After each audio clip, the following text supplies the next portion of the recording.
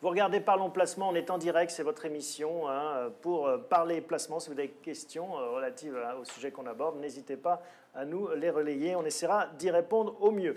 On a le plaisir de retrouver Vincent Kutkovitz. Bonjour Vincent. Bonjour Thomas. SCPI à crédit, le point sur les nouveautés, les dernières simulations. On va voir ensemble donc des petites astuces, des nouveautés, et puis essayer de donner du levier via des montages à sa SCPI. On sait que c'est un placement fétiche. Ça devient le placement phare en fait aujourd'hui.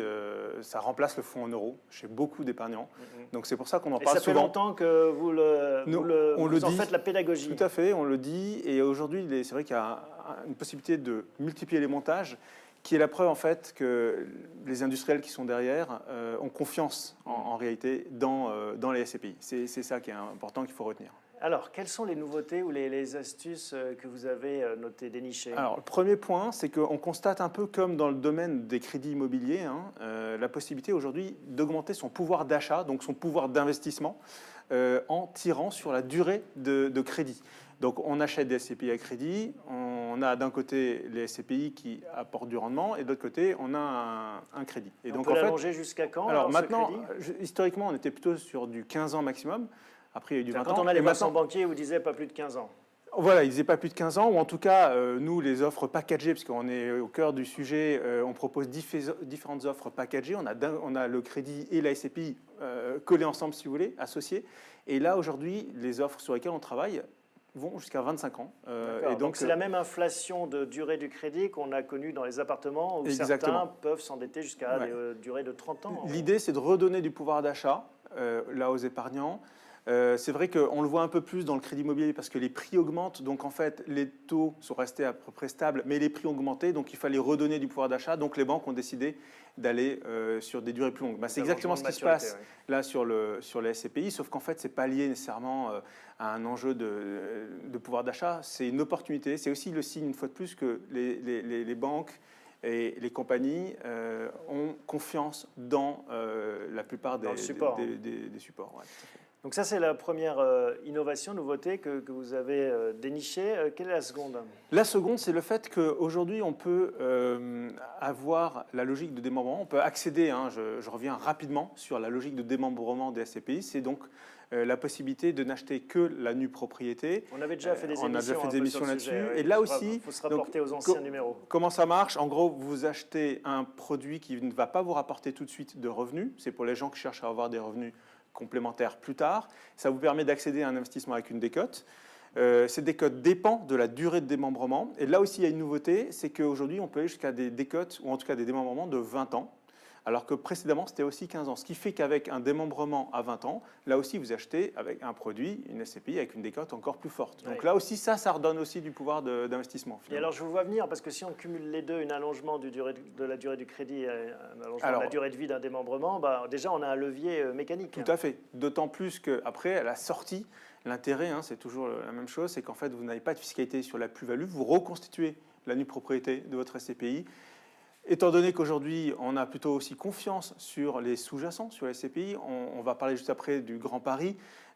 Typiquement, dans ce cadre-là, on peut escompter des revalorisations importantes. Et là, c'est du patrimoine constitué sans fiscalité à la sortie. Donc, c'est vraiment très attractif. Alors, pour y voir clair, on va essayer de résumer ça. Vous nous avez apporté un tableau avec les astuces d'un côté, les objectifs et impact de l'autre.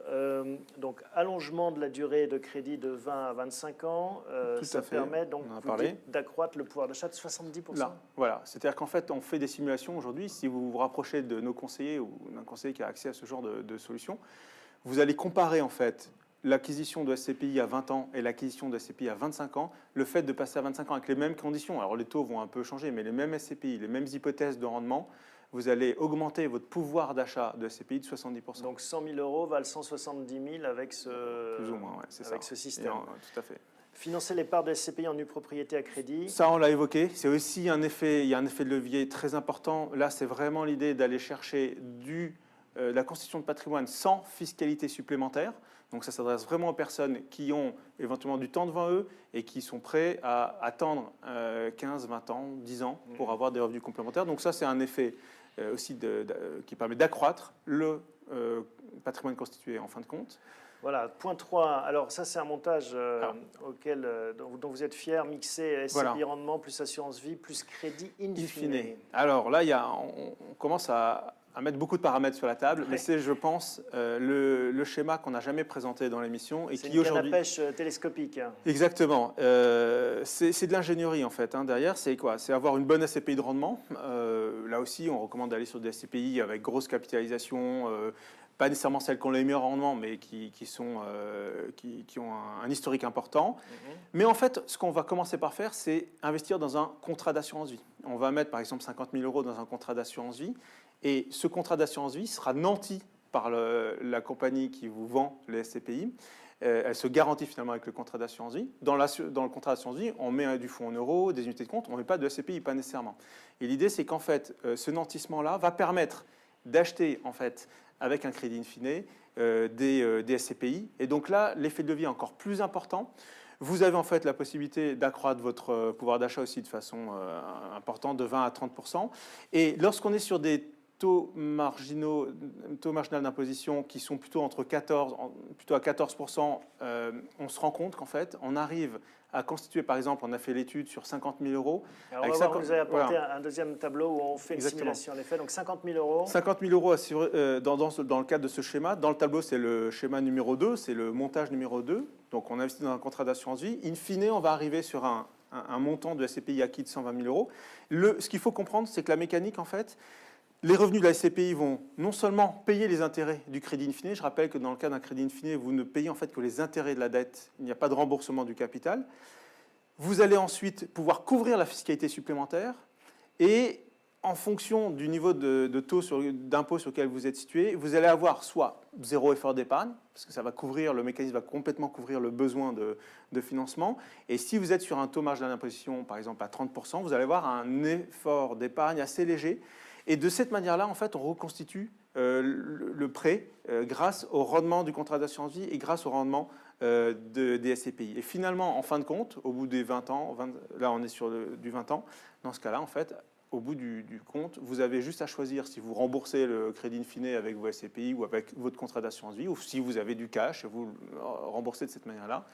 Et là, on a vraiment l'effet de levier le plus intéressant. Donc finalement, il y a énormément de possibilités. Aujourd'hui, si on doit retenir quelque chose en fait de ces solutions, c'est qu'il y a beaucoup plus intéressant aujourd'hui que de construire simplement un investissement basique où on va acheter des SCPI sans avoir associé à cela des montages un peu malins et qui permettent finalement d'aller beaucoup plus loin que le montage classique. Et ben voilà, c'est toute l'ingéniosité de l'ingénierie patrimoniale. Merci Vincent de nous avoir présenté ce montage qui en effet, on l'a compris, permet de donner du levier sur cette gamme d'actifs.